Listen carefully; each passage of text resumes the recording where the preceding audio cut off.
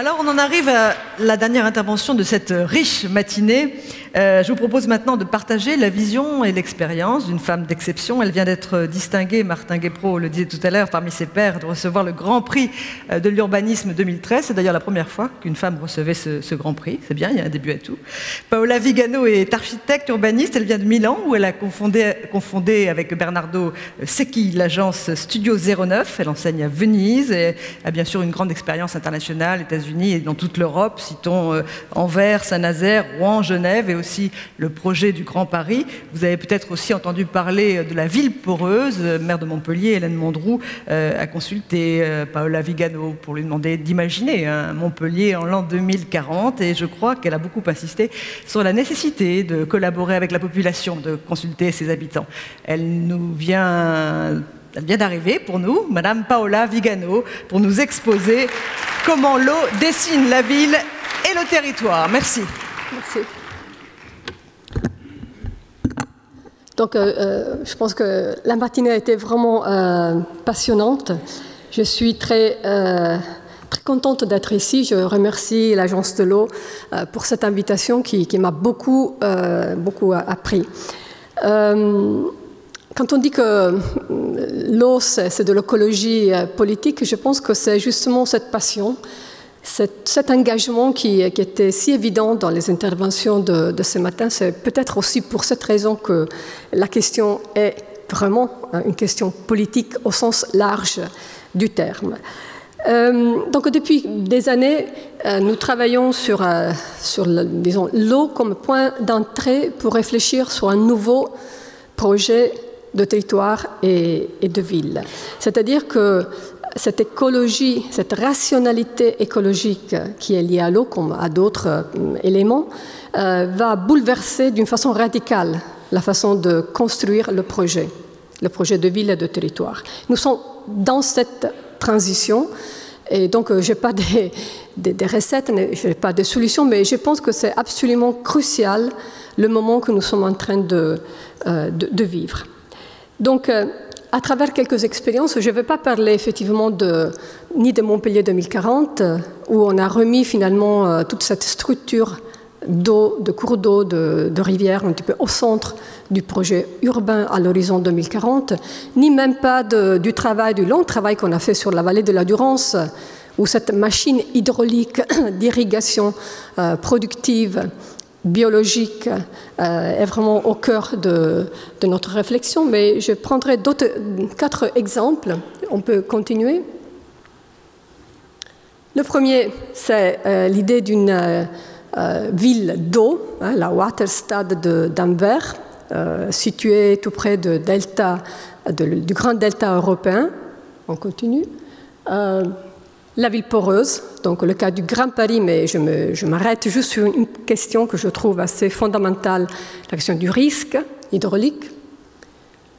Un territoire de la ville diffuse, donc cet étalement urbain qui a fait beaucoup de peur. Et là où ma position est très très claire, l'eau, la structure de l'eau, c'est une façon d'imaginer un projet pour ce territoire. Quatrième, un cas très différent, une ZAC dans une zone qui était polluée, militaire, industrielle, à Rennes, en Bretagne, où depuis 10 ans, on travaille sur un projet urbain qui fait de l'eau, de la question de l'assainissement, un élément de structure du projet et de la qualité de vie de ce projet. Donc, on continue. Anvers. Anvers, comme je disais, c'est une ville qui est là justement parce qu'il y a un fleuve, l'Escaut. C'est pas facile comme ça, on va essayer. Où en tout cas toute la relation entre la ville et l'eau a été dessinée soit par le port et soit par un bouleversement complet de tout le réseau hydrographique et hydraulique dans le temps. Mais ce qui est important, c'est de se souvenir du fait que dans le passé, l'eau était aussi un lieu de sociabilité. C'est-à-dire que, étant donné que dans les Flandres, comme le dit aussi quelques géographes, l'eau est partout, c'est finalement avec l'eau qu'on vit. et que l'eau, c'est aussi le lieu de rencontre, c'est le lieu de passage. Donc finalement, toute la vie aussi sociale, c'est autour de l'eau.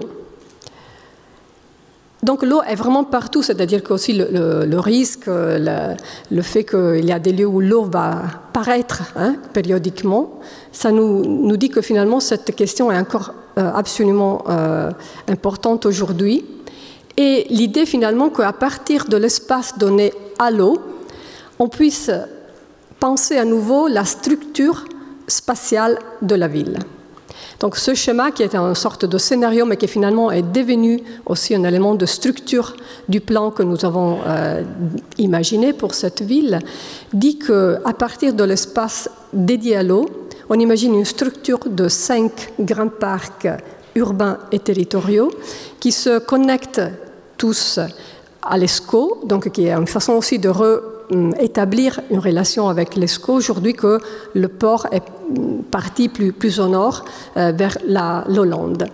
Donc un élément de structure et qui dessine une structure spatiale pour la ville du futur. Et des éléments guides qui se préoccupent aussi beaucoup du réseau mineur.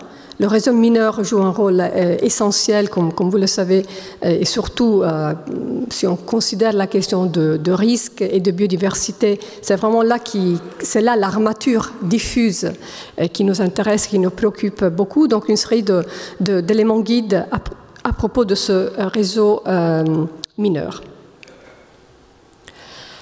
Inverse aussi, la question de l'eau, c'est la question de la protection des crues, des marais, de cet estuaire, qui vont augmenter leur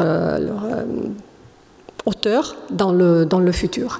Donc la ville doit se protéger et doit imaginer pratiquement près du centre-ville une barrière qui doit être d'un mètre plus élevée que celle qui existe déjà aujourd'hui. Donc ce sont les quais qui sont en cause, parce qu'au nord et au sud, on a pu imaginer, c'est le plan Sigma, c'est le Sigma plan qui s'occupe de ça, on a pu imaginer des expansions de l'espace pour l'eau, mais là où le centre-ville est situé, il faudra vraiment imaginer une politique de résistance. Alors comment intégrer cette politique de résistance? Je parle de 5 km le long de la rivière. Ce sont celles marquées avec la ligne pointillée en rouge.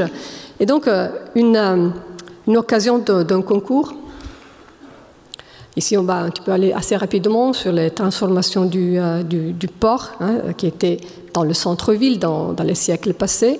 Et donc, une logique de niveau, un niveau de protection qui est 9 mètres, 25, qui doit être toujours gardé le long de la rivière, et qui devient un élément de projet d'une relation entre la ville et cette rivière qui était dans le passé séparée de la ville par le port. C'est un espace magnifique. C'est une bande de pavés, plus ou moins 100 mètres de large et 5 km de long, qui étaient les quais, et sur lesquels se joue finalement ce discours de trouver le bon niveau de protection de la ville. C'est une occasion de projet dans toute la ville. Et nous avons proposé, nous n'avons pas gagné ce concours, mais l'occasion on était quand même très bien placés. Mais l'occasion a été vraiment très intéressante de comment, à travers cette épaisseur assez petite, mais finalement très importante dans le centre-ville, on peut organiser un espace qui est en même temps l'espace qui va résoudre la question du risque, mais aussi fournir la ville d'un espace public majeur, 5 km de long, dans lequel, à travers cette ligne qui se déplace sur ces 100 mètres d'épaisseur, on peut trouver soit des éléments à la hauteur de cette protection, donc finalement des éléments qui restent plus élevés par rapport à la ville, des plans inclinés, ou à travers un travail sur 2 bords, imaginer de garder le niveau actuel des quais qui est cet espace vraiment magnifique et qui est magnifique surtout pour sa flexibilité, pour sa manque de dessin. C'est-à-dire que le dessin est très très minimal, ce qui fait que l'espace est flexible à tout ce qu'on peut imaginer de réaliser le long de la rivière. Et ici on voit quelques images qui montrent l'articulation de cette épaisseur avec cette idée de ligne et de surface qui se déplacent et qui vont résoudre le problème de la protection. La ville poreuse du Grand Paris, c'est un cas assez intéressant et très difficile. Aujourd'hui, on a eu plutôt l'impression de grand engagement et de beaucoup de conviction. Il faut se souvenir du fait qu'on n'est pas tous d'accord sur ça. Il y a des questions qu'on a peur de traiter. Donc, pour nous, la ville poreuse, c'était l'idée d'un projet de ville qui vit avec toutes les relations dynamiques avec l'eau, avec les mouvements de l'eau, avec la biodiversité. Mais je veux m'arrêter plutôt sur la question du risque hydraulique dans une partie qui est celle de la Seine en amont. On peut continuer. Alors d'abord, la question du risque qui est très peu perçue. Donc il y a toute une question de perception du risque et normalement ces risques vont augmenter dans le futur. Donc il y a un problème d'avoir oublié d'être dans des situations de risque importants. Ce sont les zones à côté des rivières qui seraient donc affectées par des crues type celle très connue de 1910. Nous, une façon un petit peu provocatrice, on le proposait comme un parc. Évidemment, c'est un parc qui traverse Paris, c'est un parc un petit peu spécial. Mais on voulait quand même faire noter la quantité de bâtis qui seraient à l'intérieur de cette zone de crue, infrastructures qui pourraient donc bloquer la France entière. La microtopographie, qui est aussi très, très fondamentale à lire. Et le potentiel, c'est-à-dire que le long de ces grands, et surtout le long de la Seine, il y a un passage vraiment qui est un passage d'époque, parce que c'était des territoires industriels, des territoires servants, qui sont en train de devenir aujourd'hui quelque chose de différent, et en particulier toujours plus habités. Donc ça veut dire que le risque ne fait qu'augmenter.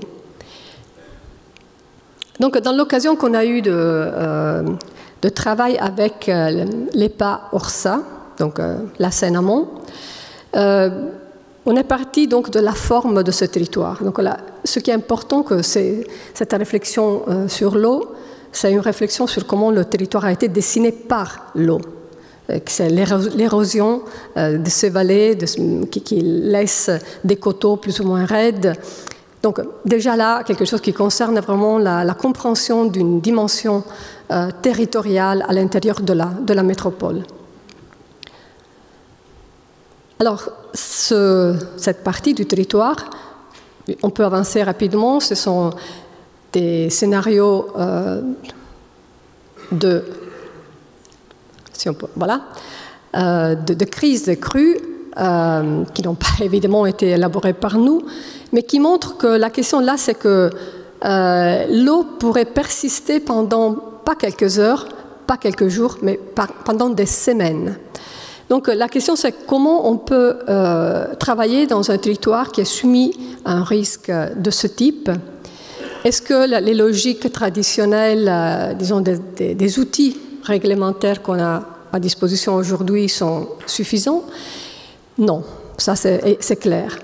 Et en plus, ce territoire dans lequel il y aura toujours plus de population sont en train de se transformer d'une façon importante. Donc c'est le bon moment où poser des questions de fond, comme celle que nous avons posée. Est-ce que ce territoire est un territoire habitable?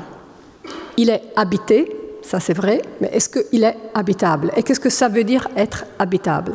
Par exemple, dans un moment de période de crue, de pouvoir sortir de chez soi. Est-ce que ça, c'est une condition d'habitabilité qui nous paraît essentielle? Alors, avec les ingénieurs hydrauliques, le bureau Mageo, c'est un bureau de Lille, avec des experts de biodiversité, des écologues, qui s'appellent Biodiversita, nous avons donc travaillé sur cette idée qu'il faut retrouver, il faut formuler un nouvel équilibre entre résistance et résilience. Ce n'est pas suffisant de dire qu'il faut être résilient, il faudra aussi résister quelque part. Et le choix d'où et de qui doit résister et de qui peut être résilient, c'est un choix éminemment politique, comme vous comprenez. Donc c'est un débat très difficile. Il a été tellement difficile. Donc nous, on a proposé des lieux de... On peut continuer, des lieux de... voilà. On s'arrête un instant sur celle-ci. Non, la précédente. Merci. On a proposé de dire que les villes de centaines de milliers d'habitants sont probablement des lieux où il faudra résister. Toutes les transformations, la quantité de projets urbains qui sont en train de se dessiner et de se réaliser sont des occasions pour imaginer des nouveaux projets de résilience capables d'intégrer donc l'eau, mais que finalement, il faudra aussi résister quelque part. Donc, on a proposé de réfléchir d'une façon sereine sur qu'est-ce que ça veut dire résister, quel type de dessin pourrait faire devenir cette occasion un petit peu pénible de résister à la crue, une occasion de projet, une occasion de qualité de l'environnement. Vous voyez quelques images. Je parle plutôt de la résistance qui semble être finalement l'objet plus difficile à intégrer plus que la résilience, ce qui n'est pas évident à tout le monde. Mais la difficulté, je veux insister sur la difficulté de parler de ça. Une difficulté qui a fait que cette étude qui a été longue, ça a duré quand même 1 année et demie avec, comme j'ai dit, des hydrologues, des spécialistes, la question du changement climatique, etc., nous amenait à ne pas même pouvoir présenter cette étude. Donc on l'a discuté avec les différents départements pendant la construction, mais à la fin, il n'a pas été débattu publiquement. Ça veut dire qu'il y a encore beaucoup à faire. On est d'accord ici dans cette salle, c'est ça l'impression que j'ai eue, mais ce consensus n'est pas du tout généralisé. Et au contraire, c'est la seule façon d'imaginer un processus après de restructuration en profondeur de ces territoires, comme je disais, des territoires servants, industriels, où on a mis tous les équipements que Paris ne voulait pas, et qui donc sont en train de passer maintenant à un type d'articulation urbaine beaucoup plus forte, c'est-à-dire qu'ils sont en train de devenir un morceau, une partie de la métropole du Grand Paris. Et donc, ils ont besoin vraiment d'un passage de cap où la question de ne pas augmenter d'un centimètre le niveau d'eau à Paris, probablement, c'est un critère qui est insuffisant pour arriver à un nouveau projet de territoire. Un projet de territoire qui finalement construit des grandes continuités, c'est ça notre idée, des grandes continuités dans cette métropole du Grand Paris. Le troisième cas, c'est donc la ville diffuse. La ville diffuse, ça c'est un exemple un petit peu emblématique. Donc vous voyez Venise, en bas à droite, la lagune et donc l'arrière-pays de Venise, qui est une région de dispersion où la petite moyenne entreprise, on peut continuer, s'est appuyée sur un support d'infrastructure très très dispersé. Des voiries, comme c'est la carte que vous voyez ici, mais surtout d'eau, de réseau d'eau. Donc, ce n'est pas que la lagune, ici, la question, c'est vraiment qu'il y a tout ce système, soit lié à l'irrigation, soit lié surtout au drainage, avec une série de cours d'eau de différents types, ceux qui viennent des Alpes, ceux qui naissent dans la plaine, avec des régimes tout à fait différents. Donc, cette image qui nous parle aussi du sol, des conditions de perméabilité, surtout au nord, de manque de perméabilité plus ou moins au centre, et les parties les plus basses, qui sont comme des polders hollandais, où on a le même type de machinerie pour résoudre le problème de l'eau. Donc, c'est vraiment une région où l'eau a toujours vraiment eu ce rôle de structure. Et ce n'est pas le seul cas, ni en Europe, ni dans le monde. S'il y a une question qui est commune, qui traverse vraiment beaucoup de situations de dispersion, d'étalement qu'on trouve partout aujourd'hui dans le monde, c'est vraiment la question de l'eau. C'est la question du drainage et de l'irrigation, et c'est aussi cette rationalité de l'eau, c'est-à-dire l'eau qui est agent et qui a dessiné ces territoires. Donc je trouve qu'aujourd'hui, quand on parle du fait que, ici vous voyez un petit peu les règles de construction, aussi c'est là par exemple toute la Cinturiazza romaine qui a donné une réponse, une solution à la question du drainage, et après avec ça a construit aussi les voiries et toute l'agriculture. On trouve, vous voyez, plusieurs géométries parce qu'il y a les pentes qui varient légèrement dans cette plaine. On parle toujours du bleu et du vert, mais ici c'est plutôt le rouge, l'eau c'est le rouge dans ce cas, et tout le système d'accessibilité, de voirie. Là aussi c'est un couple très très intéressant et on pourrait imaginer des projets magnifiques de restructuration de cette relation entre les réseaux de parcours, de voirie et l'eau, ce qui est absolument crucial ici. Qui a aussi un paysage spécifique de biodiversité, d'agriculture, d'eau, de parcours. Mais il y a beaucoup de paradoxes. Donc on a une nappe phréatique très très riche, mais finalement on a des problèmes de manque d'eau et beaucoup de problèmes de risques liés à l'eau. Tous ces paradoxes nécessiteraient vraiment d'une politique oui, très intégrée. La région du Veneto a des politiques et surtout les agences de l'eau, je ne sais pas comment les appeler, les syndicats de l'eau, qui ont une tradition de siècles hein, dans cette région. Mais finalement, beaucoup de questions sont encore là. La ville du Fuse a produit effectivement beaucoup d'imperméabilisation des sols, donc il y a ce problème de la corrivation, de la vélocité, la vélocité c'est peut-être le bon mot, mais disons de l'eau, et donc tout un problème de ralentir, de donner de l'espace. Ce sont les problèmes dont vous avez aussi parlé, à l'échelle territoriale. Et donc toute une nécessité d'attention à la microtopographie. Ça que je trouve très intéressant dans la question de l'eau comme élément qui dessine le territoire, c'est qu'elle nous rapproche vraiment au territoire tout près. Il faut absolument lire cette microtopographie, ça devient une des enjeux du projet. Et dans la plaine sèche, où dans le passé il n'y avait aucun problème d'eau, parce que finalement on avait cette grande épaisseur filtrant de gravier, qui est la raison pour laquelle on a des centaines de sites d'extraction de gravier qui sont abandonnés, qui sont laissés là. Et d'ici, l'hypothèse qu'on a fait avec un de ces syndicats de l'eau, d'imaginer de stocker l'eau, parce qu'on a besoin, soit pour les crues, de stocker l'eau, mais aussi d'utiliser l'eau pour l'irrigation dans les moments d'étiage, de sécheresse. Donc c'est un projet donc on a commencé par un lieu test, donc on peut continuer dans le nord, donc de la plaine de Venise. Là, vous voyez des centaines de petits trous qui sont donc ces sites d'extraction, un de ces petits lieux, et l'hypothèse de l'utiliser donc comme lieu de stockage pour l'eau.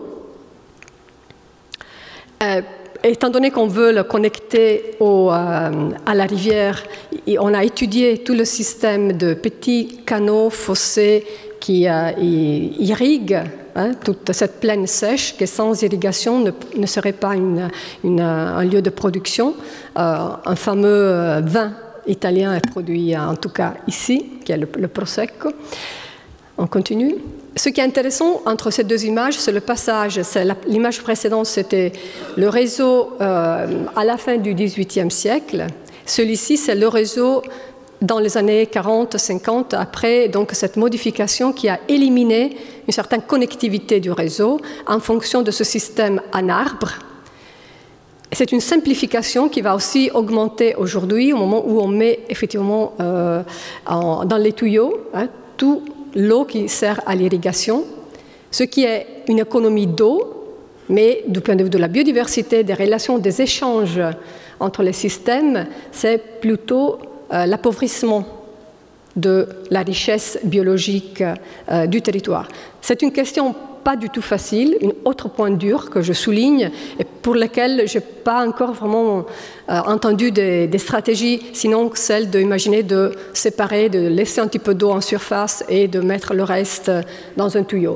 Donc, autre question, à mon avis, de recherche sur laquelle il faudrait réfléchir. On peut continuer. Mais finalement, avec ce réseau de petits fossés et de canaux, la connexion de la... Ici, vous voyez des images. Continue. Voilà, ce sont les canaux des années 30 qui vont changer aujourd'hui. Donc, ces lieux d'extraction, ça c'est une de ces gravières abandonnées qui développe finalement un écotope en bas, qui est un écotope fluvial qui ne devrait pas être là. Donc, c'est une surprise écologique. On continue. Et donc, la connexion de cette petite gravière avec le cours d'eau, de façon à imaginer de connecter au moment de crue. On continue. Je n'ai pas le temps de rester sur les détails, mais peut-être on peut y revenir après. Et l'idée donc de garder cet espace en bas, de petites forêts alluviales qui se trouvent en bas, et d'utiliser le reste pour l'eau. Immédiatement, ce projet, qui n'a pas vraiment été réalisé comme il a été dessiné, mais ça c'est aussi le problème des grands tables rondes, tous les acteurs qui sont conviés autour de ces questions, ce n'est pas toujours facile à la fin de garder, je dirais, une logique de projet claire. Mais finalement, ce qui est important, c'est aussi de dire que ces lieux deviennent immédiatement des lieux appropriés par les populations. C'est-à-dire que ces lieux deviennent les espaces publics de la ville du XXIe siècle. La ville diffuse, la ville plus large, elle a besoin d'une nouvelle conception d'espace public, et ces lieux-là sont vraiment les pierres à partir desquelles imaginer cet espace public à la grande échelle. Et des nouvelles règles de construction du territoire. C'est-à-dire remailler, reconstruire une continuité. C'est une idée d'écologie, de rationalité écologique, comme je disais, mais aussi de rationalité et de politique, parce que finalement, on dépense moins. On l'a dit déjà ce matin. Il y a aussi une économie dans les dépenses qui est très importante. La région Veneto dépense beaucoup pour les dégâts liés, par exemple, aux inondations, etc. Le dernier cas, c'est le cas donc de la ZAC de la Courrouze à Rennes. C'était un lieu, il est encore un lieu militaire, parce qu'au centre de cette ZAC reste quand même une zone militaire. Et à côté de la rocade, une partie qui a été abandonnée depuis longtemps. Ce qui est intéressant, que soit l'abandon, soit les militaires ont laissé développer une biodiversité très importante, une masse végétale fondamentale pour le projet qui a structuré le projet. Donc là, je vous parle tout simplement du fait que c'était des plaques industrielles, des bâtiments industriels, des chemins de fer. Tout ça est redevenu nature, c'est-à-dire des dynamiques naturelles se sont développées sur ce béton, sur ces plaques. Et nous avons vraiment profité beaucoup de tout ce qui était déjà là. Ça a été vraiment un exercice, on pourrait dire, d'idiographie, c'est-à-dire de reconnaître vraiment une écriture propre de ce territoire. Et avec une équipe où on a Charles Dard, paysagiste, et une écologue qui est Pierre Bazin, et des experts d'eau, des ingénieurs. Avec eux, depuis 10 ans, on travaille donc pour transformer tout ça dans une partie de ville qu'on a utilisé ce slogan, vivre en ville et habiter dans un parc. On est très proche de la gare de Rennes. Alors, le parcours de l'eau, c'est vraiment un élément fort de structure de ce projet urbain. Comme je dis, le parcours de l'eau, ça veut dire lire la micro-topographie, lire la biodiversité, utiliser et recréer aussi de la nature. C'est-à-dire que la question ici intéressante, c'est qu'on n'utilise que ce qui est déjà là, mais on doit recréer une nouvelle nature à partir justement de l'utilisation de l'eau qu'on peut capter et de l'utilisation de tous les matériaux qui sont sur place, des déchets, des plaques de béton qui sont réutilisées, etc. En imaginant donc une nature assez pauvre, là vous voyez par exemple ce dessin des nous qui accompagne le parcours du site propre, qui sont en train déjà de fonctionner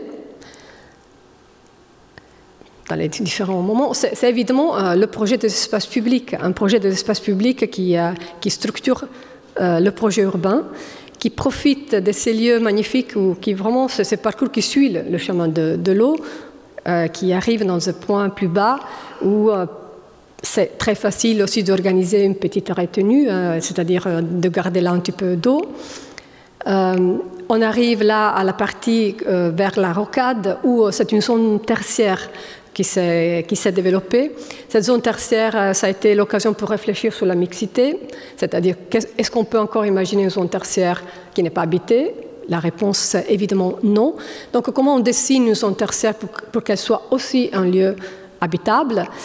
Et par exemple, ici, vous voyez toujours les lignes liées au nou ou au fossé, avec les parcours sur un ancien chemin de fer militaire qu'on ne pouvait pas ni déplacer, mais on pouvait tout simplement couvrir avec ce parcours cyclo et piéton. Donc la partie mixte donc, de tertiaire et lieu d'habitat qui est en train de se développer, avec toujours le dessin de l'eau qui accompagne le dessin des voiries, comme on voit ici dans cette image. Vous voyez la structure, c'est-à-dire une structure qui a utilisé au maximum aussi les géométries existantes des parcours et des voiries déjà existantes pour sauvegarder au maximum la biodiversité existante. Et donc, ces structures perpendiculaires à la voirie principale qui organisent ce quartier tertiaire, donc les grands nœuds deviennent les éléments fondamentaux du dessin. Ici, vous voyez par exemple cette mixité dont je parlais, c'est une crèche, des logements et juste derrière le siège d'une des compagnies qui travaillent là. Donc, ce sont des micro-paysages qu'on organise, où je dirais c'est vraiment l'idée d'un projet intégré qui intègre toutes ces dimensions qui devient l'élément fort. On peut continuer rapidement. Notre cas, c'est ici, si on peut revenir juste en arrière, c'est l'idée de réutiliser donc, les matériaux qui étaient sur site, déconstruits. Évidemment, on a sélectionné les parties non polluées, mais on a reconstruit ce morceau de nature très simple, c'est-à-dire du type breton, plutôt pauvre, mais qui est devenu un lieu très intéressant. Et les nous sont toujours là pour récolter tous les eaux. C'est intéressant parce qu'on nous disait, mais les gens ne vont pas accepter ça, ce type de paysage. C'est un paysage pauvre, on veut finalement que de pelouse. Ce n'est pas du tout vrai, les gens sont bien encadrés et ont bien fait évoluer leur idée de paysage. Et donc ces lieux sont absolument appréciés par les nouveaux habitants qui sont aujourd'hui là. Et à côté d'un parking, là nous, mais aussi un lieu où on peut s'arrêter. Cette coexistence que je trouve c'est important, un entretien assez facile et pas trop fréquent pour que les coûts ne soient pas trop importants. Et le soir, voilà, ça commence à être un lieu habité d'une façon permanente. On a réfléchi évidemment sur toutes ces expériences qu'on aimerait bien continuer et je trouve que la force et l'énergie que je trouvais ce matin, ça donne beaucoup d'envie de continuer sur ça. Je voulais terminer en réfléchissant rapidement, si j'ai encore quelques minutes, vous me dites. T'en prie. Qu'est-ce que ça nous apporte et tout ce que j'ai entendu ce matin? C'est vraiment une réflexion de fond, à mon avis. Une réflexion de fond sur l'impact de ces nouveaux agents. Ces agents, ils étaient toujours là, l'eau était toujours là. Mais la conscience de leur présence en tant qu'agents qui dessinent, je pense, est en train d'évoluer très, très rapidement. Et donc, comment nos outils, la façon conceptuelle aussi, non seulement opératoire, mais les deux, évoluent. Les caractères des problèmes écologiques, c'est la complexité. C'est une complexité qu'on ne peut pas simplifier. Ce n'est pas possible de la simplifier. C'est ça une question fondamentale. C'est la variabilité dans le temps. Ce ne sont jamais la même chose dans le temps. Ça provoque un haut degré d'incertitude. L'incertitude, ça doit rentrer dans la construction du projet. Et la nature collective des choix environnementaux. Ça, on a parlé ce matin, mais c'est un bien commun, donc c'est un choix finalement qui n'est pas de quelqu'un, ne peut qu'être un choix collectif. C'est la spontanéité et l'autorégulation, et c'est aussi la résilience des écosystèmes, même au-delà de l'action humaine. Ça aussi, c'est très important. Parce que ça nous dit que si on ne comprend pas en profondeur ces agents, l'enjeu écologique, on risque tout simplement d'être dépassé. Alors si ce sont les caractères, ce n'est pas moi qui a fait cette liste, mais c'est un auteur très important qui est cité dans, si on revient à, voilà, John Dreitzek, ce livre que je vous conseille si vous ne le connaissez pas, Rational Ecology, c'est vraiment un livre très important, à mon avis, qui pose la question de la rationalité écologique. Si ce sont les caractères du problème et des phénomènes qui nous entourent, quel est le type de projet? Dernière slide, voilà. Donc il faut penser dans le long terme. Ça, des visions, on l'a dit aussi ce matin, on a besoin absolument de visions, des visions à différentes échelles. On a besoin en même temps, et ça n'est pas du tout, on n'imagine toujours pas ça, on a besoin d'une lecture de près. Cette idéographie de laquelle je parlais, cette capacité de lire la microtopographie, le fait d'être très très proche du terrain. Et les deux choses, la grande vision et d'être très proche du terrain, vont ensemble. S'ils ne vont pas ensemble, déjà on a arrêté, je pense, l'objectif. Il faut s'habituer à représenter le temps. On ne peut pas continuer à imaginer des dessins, des représentations figées, statiques. C'est quelque chose en mouvement qu'on représente, donc le temps est toujours là comme élément fondamental. Ce sont aussi, il faut accepter le fait que ce sont des questions et des problèmes souvent malins, quelquefois qui n'ont pas une seule solution, peut-être quelquefois n'ont même pas de solution. Et ça, c'est aussi quelque chose qu'on doit intégrer. Quelquefois, dans notre enthousiasme, on oublie qu'on a affaire avec des questions qui nous dépassent, vraiment. Et finalement, il faut imaginer des futurs alternatifs. Et c'est, je pense, le bon moment aujourd'hui, parce qu'on est dans un moment de crise, dans une période où on est tous conscients de la transition dans laquelle nous vivons. Donc, il faut avoir le courage aussi d'imaginer des futurs alternatifs. Merci. Merci beaucoup. Merci beaucoup pour ce brillant exposé, tout à fait intéressant. On a pris un peu de hauteur. Vous avez noté qu'on est en retard, mais on peut prendre quelques questions peut-être dans la salle. On reprendra plus tard, le début de l'après-midi, avant notre pause déjeuner. Peut-être si vous avez des questions adressées à Madame Paola Vigano, c'est le moment. Oui, il y a des micros qui se promènent dans la salle. Une question particulière? Oui, monsieur. Une question courte, si c'est possible. Très courte. Je vous donne un micro. Bon, moi, j'ai été très heureux de venir jusqu'à Lyon, de ma Provence lointaine, pour ce congrès de l'eau, et je remercie l'Agence de l'eau de ce débat qui est vraiment constructif. Pour nous, l'eau, c'est essentiel, une source, c'est quelque chose que nous protégeons, que nous aimons. Et la politique que nous menons, elle va avec notre pays, qui est différent de la région Rhône-Alpes et de la Haute-Savoie. Par contre, on a un problème, et ça rejoint un petit peu je me permets d'intervenir suite à notre ami architecte, c'est le problème de nos rivières. Nos rivières, 9 mois par an, dans nos villes de Provence, la plupart sont des oueds où il n'y a pas d'eau. Et puis arrivent les pluies de printemps ou d'hiver et on voit couler un filet d'eau. Cela va. Mais là où est le problème, et pour lequel on n'a aucune réponse, malgré les 2 PPRI que nous ont infligé l'État, PPRI ruissellement et PPRI rivière, on n'a aucune réponse sur la dangerosité. Et ça, je reviens du danger, des choses imprévisibles que vous avez soulignées, madame, des rivières souterraines. Nous avons des rivières souterraines en Dracénie, que je connais, puisque nous nous piquons à 150 ou 200 mètres pour avoir une production d'eau potable tout au long de l'année, ce qui est très agréable. Mais ce qui nous arrive en période de très très forte pluviométrie, où en quelques heures il tombe la pluviométrie d'une année, c'est que ces rivières souterraines qui sont à 150-200 mètres, qui partent du plateau de Valençol et qui vont vers la Méditerranée, et d'un coup se réveillent.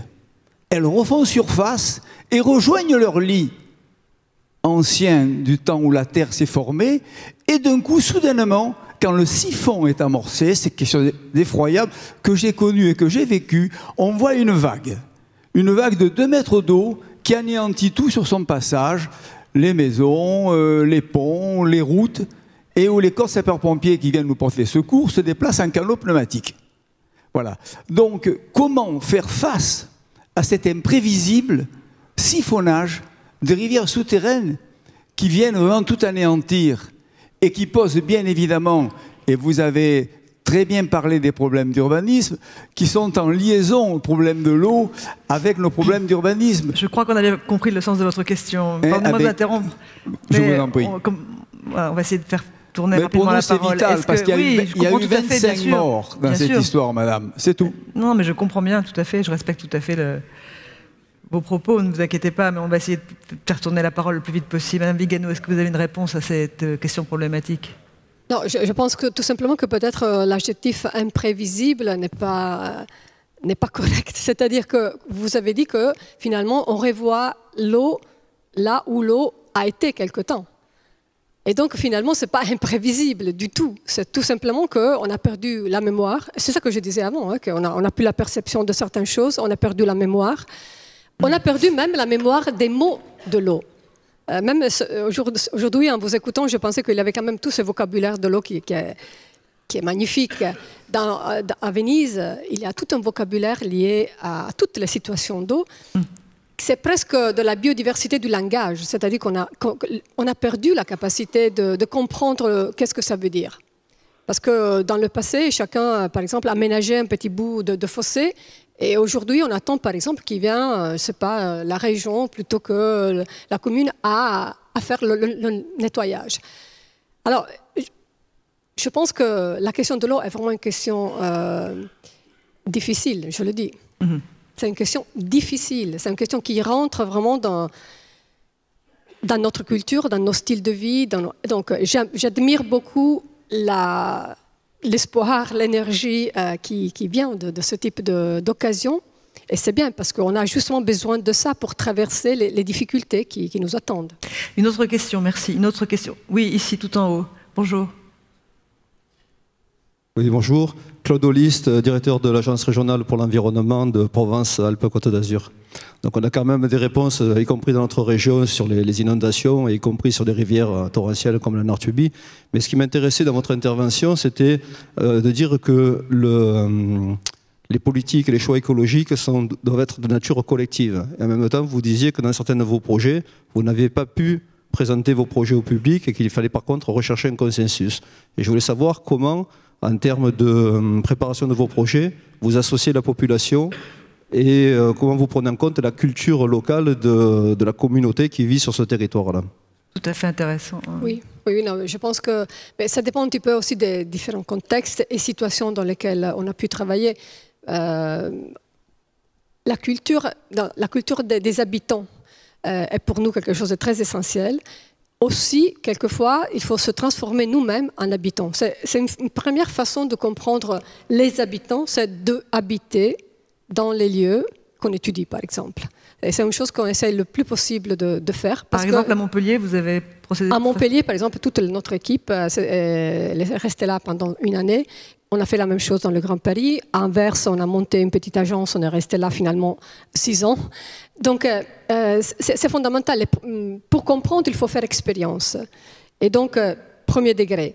Deuxième, il y a plusieurs façons d'associer. À Montpellier, par exemple, on a vraiment beaucoup travaillé sur les promenades avec des gens qui participaient, qui étaient des moments de récit de ces morceaux de territoire qu'on traversait. Très intéressant. Par exemple, je pense qu'on a découvert un petit peu tous ensemble cet espace de la lagune. Hein. On a parlé du parc de la lagune, qui est en partie au-delà des barrières administratives, mais qui est finalement un sujet essentiel dans l'écologie de Montpellier, mais absolument peu connu, peu considéré. Et avec ces promenades, à partir des archéologues qui nous parlaient de ce qu'il avait là dans le temps, jusqu'aux gens qui nous parlaient de ce qu'ils avaient cultivé dans cette partie de maraîchage de Montpellier, jusqu'aux derniers projets qui vont pratiquement tout fragmenter, bouleverser dans cette région, je pense qu'on s'est collectivement rendu compte de combien précieux était ce morceau de territoire, qui n'était pas du tout que ce qui reste après qu'on a fait tout le reste.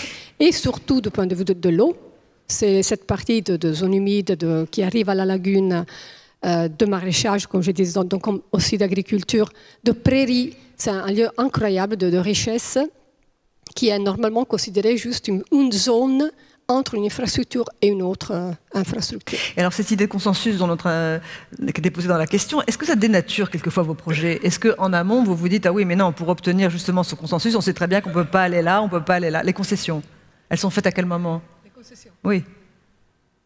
Ma question est floue? Pourquoi il faut faire des concessions? C'est ce que vous disiez dans votre intervention, c'est qu'à un moment donné, on est bien obligé pour que tout le monde se mette d'accord autour de la table. Non, là c'est différent, ce n'est pas des concessions, c'est tout simplement que le processus d'associer beaucoup d'acteurs, ça fait partie de ce type de projet. D'accord, et donc vous emmenez tout le monde vers votre idée originale. Quelquefois on y arrive, quelquefois on n'y arrive pas. Ouais, c'était ma question. Quelquefois, par exemple, on n'arrive même pas à en parler. Donc, vous voyez, il y a toute la palette. Une autre question de la salle? Vous levez le bras quand vous voit bien. Peut-être ici en bas. Oui, si on peut faire passer un micro, merci beaucoup. Bonjour.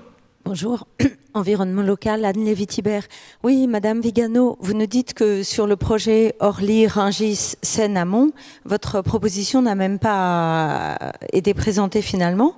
Mais en parallèle, il y a eu d'autres démarches avec l'établissement public territorial de bassin Seine-Grand Largue, qui a présenté récemment un projet d'action et de prévention des inondations, avec une multitude d'élus, de parties prenantes. Donc je voulais, si vous pouvez revenir sur les obstacles en fait, qui ont fait que vous avez été apparemment en relation avec certaines communautés de communes ou d'agglomérations, mais que ça n'a pas débouché. Oui, je pense que là, il y a aussi des responsabilités vraiment de l'établissement public qui peut-être n'a pas eu envie de proposer ce débat. Parce qu'en réalité, avec les différentes communautés, avec même les maires des municipalités, on avait commencé un discours. La question qui était toujours amenée comme raison pour laquelle c'était difficile de discuter de ça, c'était justement la question du temps long et du fait qu'un maire qui est élu n'a pas du tout envie de parler du risque qui peut-être ne va pas affecter son territoire pendant son mandat. Mais évidemment, ça c'est un discours qui ne tient pas, qui ne tient plus et qu'il faut absolument dépasser. Je pense que quelqu'un l'a dit, je pense un maire avant a dit qu'il faut avoir du courage. Voilà, il ne faut qu'avoir du courage. Oui, beaucoup de volonté, beaucoup de courage. Une question, puisque j'en profite, puisque vous êtes à côté de moi. Vous imaginiez mettre l'eau au cœur comme ça de votre travail quand vous étiez étudiante, par exemple, en architecture? Non, je pense qu'il y a justement une évolution très forte, mais très rapide aussi.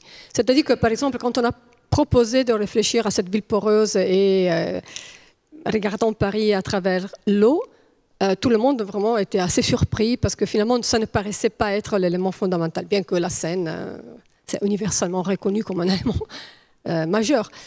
Mais très rapidement, tout ça a évolué. Donc, ça est intéressant, ça veut dire qu'on est vraiment dans un processus de changement qui est surtout culturel, mais n'est pas encore généralisé. Et donc, il y a d'un côté, je pense, encore beaucoup de recherche à faire. Par exemple, le travail urbaniste, architecte, écologue, ingénieur hydraulique, à mon avis, c'est absolument crucial. Ce qui est intéressant, comme vous le savez, aussi les ingénieurs sont en train de changer leur paradigme et il faut profiter de cette ouverture. Et donc, il faut absolument qu'en ce moment, l'idée d'un projet de territoire, donc de quelque chose qui met ensemble les choses, qui intègre les différents points de vue, soit affirmée d'une façon forte. Pour l'affirmer, il faut faire des expériences, il faut tester, C'est pour ça que je pense que cette recherche, ce que je vous ai présenté, c'est qu'aujourd'hui on appelle la recherche par le projet, Research by Design. Le projet, c'est pour ça que j'ai écrit un livre dédié à ça, le projet est un producteur de connaissances. Et ce projet qui intègre les différents points de vue, ça permet vraiment de faire évoluer non seulement, je dirais, la pensée technique, mais vraiment la pensée spatiale, et de là, la pensée qui intéresse les pratiques, comment on habite, et tous les différentes couches. Donc je trouve que s'il y a de la recherche à faire en ce moment, c'est vraiment aussi cette recherche avec le projet. Je vous propose de conclure par ces mots notre matinée, parce qu'il faut aussi prendre le temps de s'alimenter pour revenir ici pour une après-midi très riche également, avec de nombreux intervenants. Michel Rocard, Catherine Chabot, enfin il y a beaucoup de gens encore à écouter, à entendre. C'était un plaisir, Madame Vigano, de vous avoir avec nous. Vous restez pour le déjeuner? Alors on pourra vous parler, et même l'après-midi. À tout à l'heure. Merci.